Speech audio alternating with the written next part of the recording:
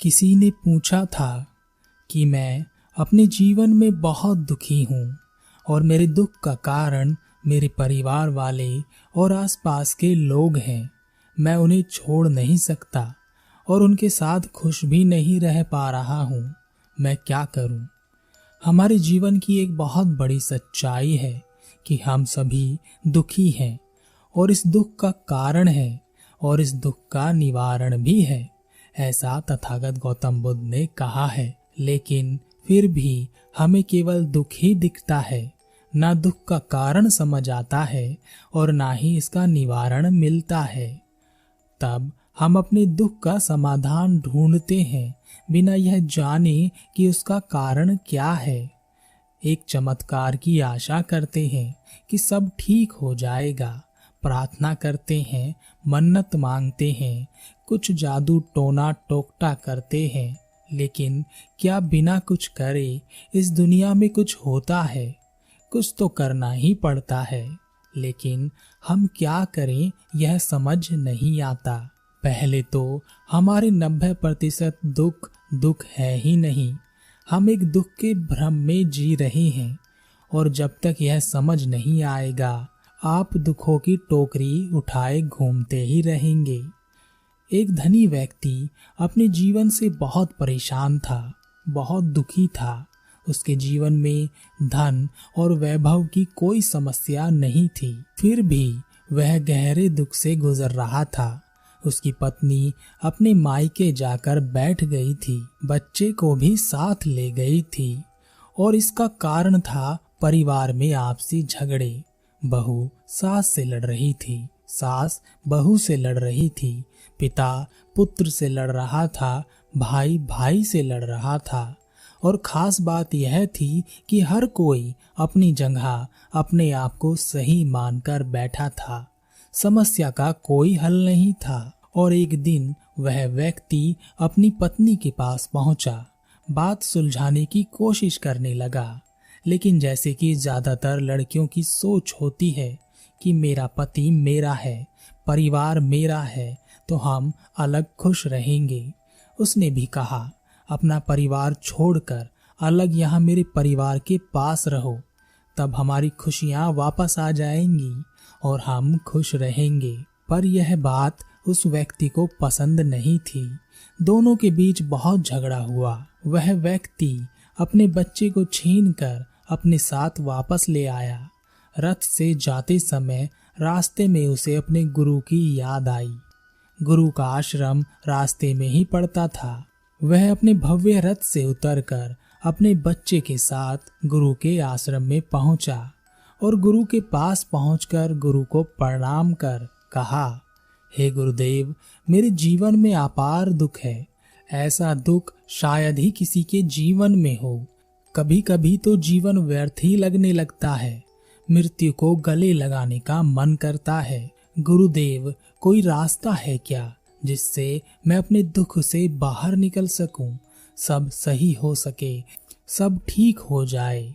शिष्य ने अपनी पूरी समस्या गुरु को बताई। समस्या सुनकर गुरु ने कहा, अरे पागल, संसार के दुख ऐसे ही होते हैं। जैसे कि तुम एक गड्ढे से निकलते हो और दूसरे गड्ढे में गिर जाते हो। हर गड्ढा पहले से बड़ा नजर आता है, समस्या पहले से विकट नजर आती है। व्यक्ति ने कहा, तो क्या गुरुदेव मेरी समस्या का कोई समाधान नहीं है? गुरु ने कहा, तुम किसकी नजर से समाधान चाहते हो? क्योंकि जो तुम्हारी नजर से समाधान है वह तुम्हारी पत्नी को समझ नहीं आएगी और जो तुम्हारी पत्नी का समाधान है वह तुम्हारी माँ को समझ नहीं आएगा और जो तुम्हारी माँ का समाधान है वह तुम्हारे पिता को समझ नहीं आएगा और जो तुम्हारे पिता का समाधान है वह तुम्हारी समझ में नहीं आएगा। इसी तरह से तुम्हें कभी भी एक दूसरे के समाधान नहीं लगेंगे। व्यक्ति ने कहा, तो मैं क्या करूं गुरुदेव? मेरे जीवन में क्या दुख ही रहेगा? मैं हमेशा यहीं इसी गहरे दुख में पड़ा रहूंगा। गुरु ने कहा, नहीं, ऐसा नहीं है। दुख आते जाते रहते हैं। आज तुम्हें यह दुख है, कल कोई और दुख होगा, परसों कोई और दुख होगा। दुख बदलते रहते हैं। व्यक्ति ने कहा, क्या इन दुखों से छुटकारा पाने का कोई तरीका है? गुरु मुस्कुराए और गुरु ने कहा, चलो तुम्हारे रथ की सवारी करते हैं। सुना है बड़ा ही भव्य रथ है। व्यक्ति ने कहा, हाँ, मेरा रथ यहाँ सबसे भव्य रथ है। ऐसा रथ यहाँ किसी और के पास नहीं है। गुरु, वह व्यक्ति और उसका बेटा रथ में बैठ गए। वह व्यक्ति रथ चलाने लगा, पर गुरु ने रोकते हुए कहा, रथ तुम नहीं चलाओगे।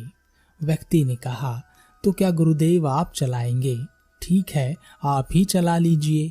गुरु मुस्कुराए और गुरु ने कहा, नहीं नहीं, मैं नहीं चलाऊंगा, रथ तुम्हारा बेटा चलाएगा। व्यक्ति यह सुनकर चौंक गया और उसने कहा, पर गुरुदेव, मेरा बेटा तो केवल 5 वर्ष का है, वह रथ कैसे संभाल सकता है? गुरु ने कहा, संभाल लेगा, उसे चलाने दो, बस देखना कि यह रथ से गिर ना जाए। व्यक्ति ने रथ की लगाम पुत्र को दे दी। पुत्र भी रथ की लगाम थाम कर बहुत खुश हुआ।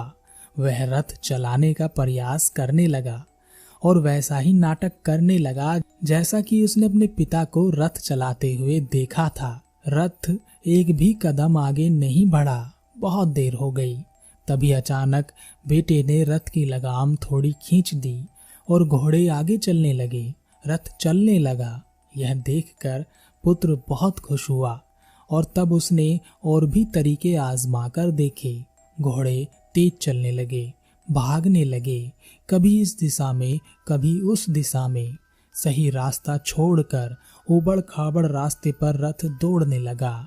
रथ को रोकने के लिए व्यक्ति ने लगाम अपने हाथ में लेने की बहुत कोशिश की, पर गुरु ने उसे लगाम लेने से मना कर दिया और कहा, तुम्हारा बेटा सही रथ चला रहा है, बेटे को संभालने दो लगाम को। बेटे को संभालो, लगाम को नहीं। पुत्र, गिरना नहीं चाहिए। उस व्यक्ति ने अपने बेटे को पकड़ा और रथ चलता जा रहा था। खराब रास्तों की वजह से रथ के पहिए ढीले हो गए थे। रथ से अलग अलग तरह की आवाजें आने लगी थी। उस व्यक्ति की हालत बहुत खराब थी, पर गुरु मुस्कुरा रहे थे। अब रथ एक खुले मैदान में आ गया था।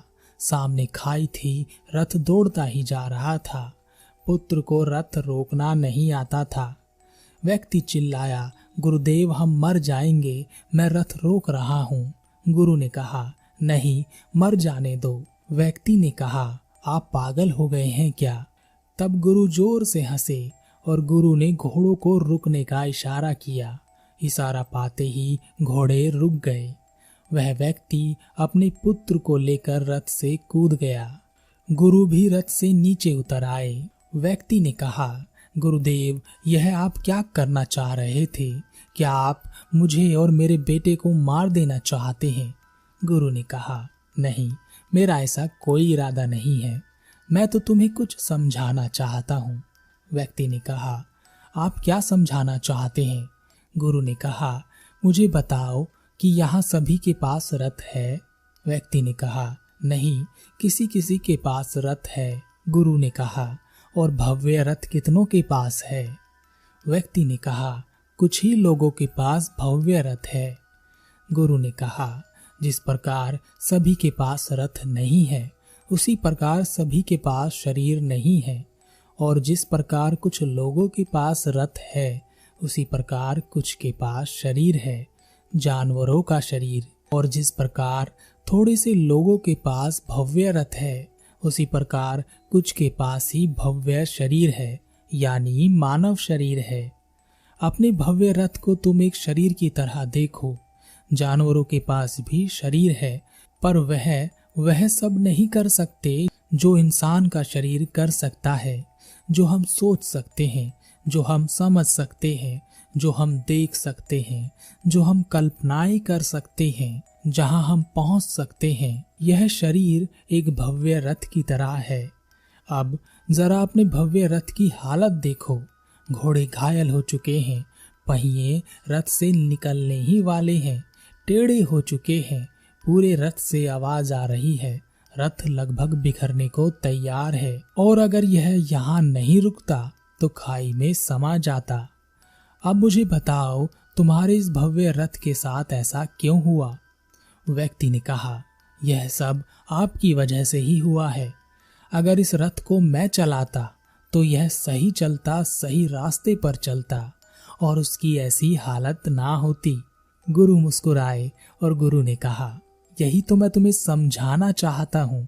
हमारा शरीर एक भव्य रथ की तरह है और हम एक छोटे बच्चे की तरह, जैसे तुम्हारा बेटा, इस रथ को बिना समझे, बिना जाने, बिना इसकी शक्तियों को पहचाने इस रथ को चला रहे हैं। इसलिए ही हमारी हालत ऐसी होती जा रही है जैसे कि तुम्हारे इस रथ की हो गई है। लेकिन जब तुम्हारा बेटा बड़ा होगा, वह रथ चलाना सीख जाएगा, तब वह इन गलत रास्तों पर नहीं फंसेगा। वह सीधे उसी रास्ते पर चलेगा जिस रास्ते पर चलकर उसे उसकी मंजिल मिल सकती है, यानी वह घर पहुंच सकता है। लेकिन उस सीधे साधे रास्ते पर भी उसे दुख मिल सकते हैं। लेकिन यह 3 ही प्रकार के दुख हो सकते हैं। पहला, दरिद्रता का दुख यानी आर्थिक दुख। दूसरा, शारीरिक दुख यानी बीमारी का दुख। तीसरा, मानसिक दुख यानी अपने लक्ष्य तक ना पहुंचने का दुख, रास्ते में भटक जाने का दुख। इन दुखों के अलावा जो भी दुख मिलते हैं वह दुख नहीं होते, हमारी नासमझी होती है। क्योंकि हम छोटे बच्चे की तरह अपने रथ को चलाते हैं, उबड़ खाबड़ रास्तों से चलाते हैं, गलत रास्तों पर ले जाते हैं, क्योंकि यह हमारे नियंत्रण में नहीं है। इसलिए हम गहरे दुख में डूब जाते हैं, जो वास्तव में दुख है ही नहीं। हमारा रथ, हमारा शरीर जर्जर हो जाता है और गहरी खाई में गिरने के लिए तैयार है, यानी पाताल में धंसने के लिए, यानी आपका पतन होने ही वाला है। व्यक्ति ने कहा, गुरुदेव मैं कुछ समझ रहा हूँ, क्या आप कुछ और समझा सकते हैं? गुरु ने कहा, अब यह बताओ, यह तुम्हारा भव्य रथ क्या अपनी सही मंजिल पर पहुंच गया है? क्या इसे यहीं आना था? व्यक्ति ने कहा, नहीं, इसे यहाँ नहीं आना था। गुरु ने कहा, इतने भयंकर दुख झेलते हुए, भयंकर रास्तों को झेलते हुए, इतना सब कुछ झेलने के बाद भी अपनी मंजिल पर यह रथ नहीं पहुंचा। इसी प्रकार हम भी बेकार के दुख में पड़े रहते हैं, बेकार के रास्तों पर चलते रहते हैं और कभी अपनी मंजिल पर नहीं पहुंचते। क्या तुम्हारी समझ में कुछ आया?